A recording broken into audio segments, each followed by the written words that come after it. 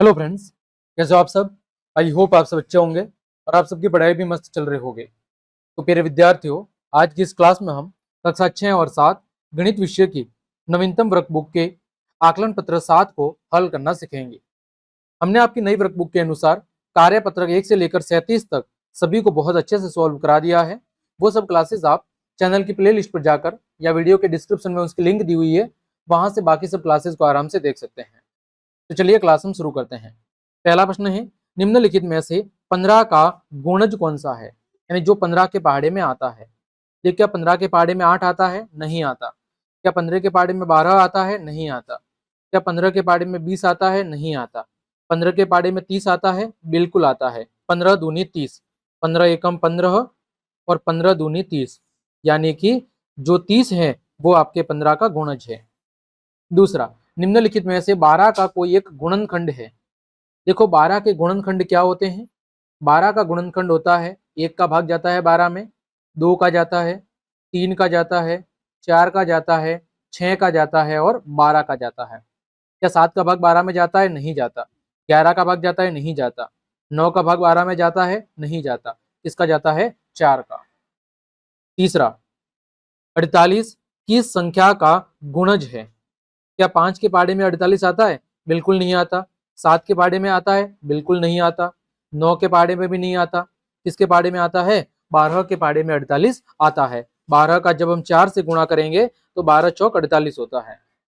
चौथा, निम्नलिखित संख्याओं में से कौन सी संख्या 2 से पूरी तरह विभाजित है।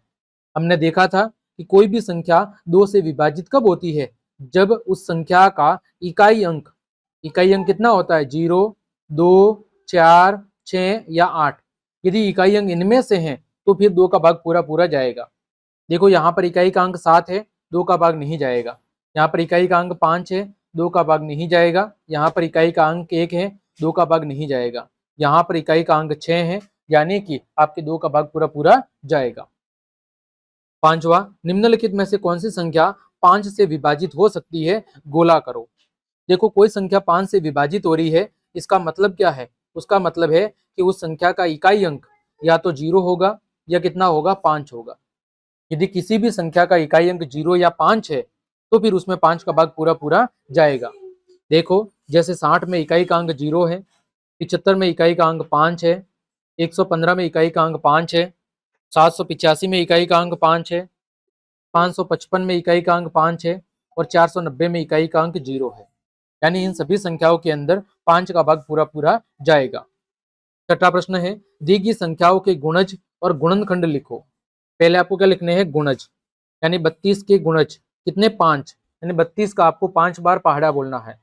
तो 32 एकम 32 होता है, 32 दूनी 64 होता है, 32 तिया 96 होता है। आप गुणा करके भी देख सकते हैं। 32 चौक 128 होता है और 32 पंजे 160 होता है। इसके गुणनखंड की बात करूं तो 32 में किस किस का भाग जाता है? 1 का जाता है, 2 का, 4 का, 8 का, 16 का और 32 का। इन सभी का भाग 32 के अंदर जाता है।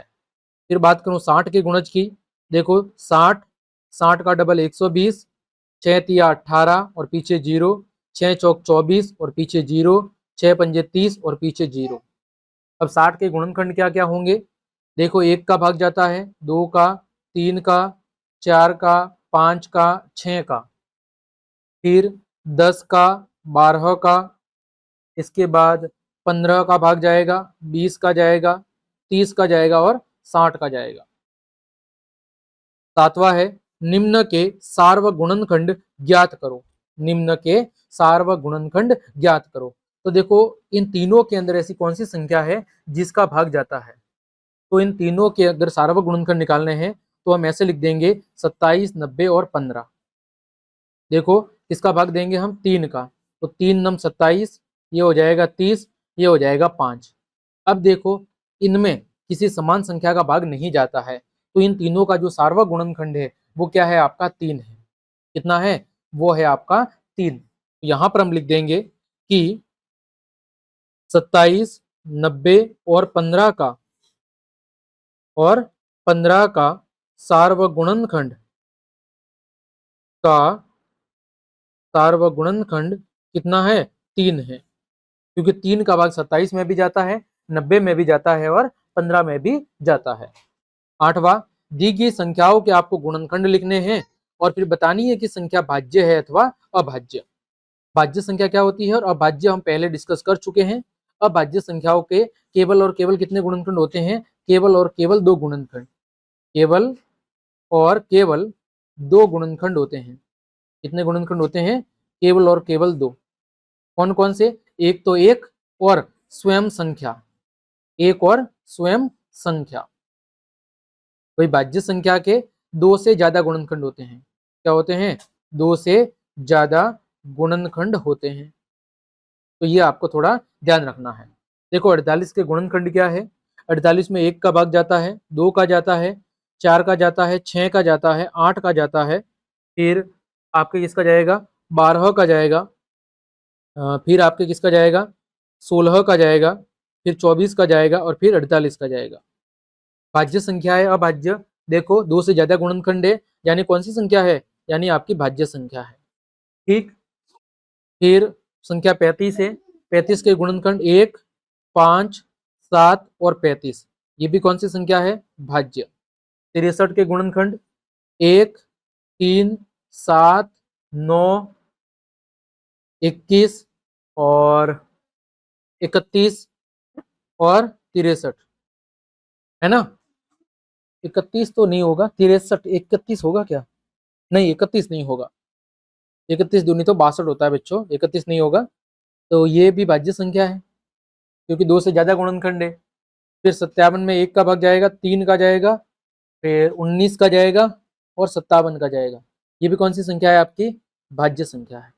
ठीक। तो इस तरह हमने आज की इस क्लास में आपके आकलन 7 के सभी प्रश्नों के हल बहुत अच्छे से जान लिए हैं। तो आप सबको मैं बता दूं, हमारे 2 चैनल हैं। एक आपका गोविंद लेक्चर्स है, ठीक है, और दूसरा आपका है Govind math lectures. Govind math lectures, ये दोनों चैनल हमारे ही है। तो आप सभी से रिक्वेस्ट है, यदि आप दोनों में से किसी भी एक चैनल को आपने सब्सक्राइब नहीं किया है तो दोनों चैनल सब्सक्राइब कर ले। दोनों चैनल पर अलग अलग क्लास प्रोवाइड की जाती है। तो आज के लिए इतना ही, मिलते हैं अगली क्लास में। तब तक के लिए आप सबको जय हिंद, जय भारत।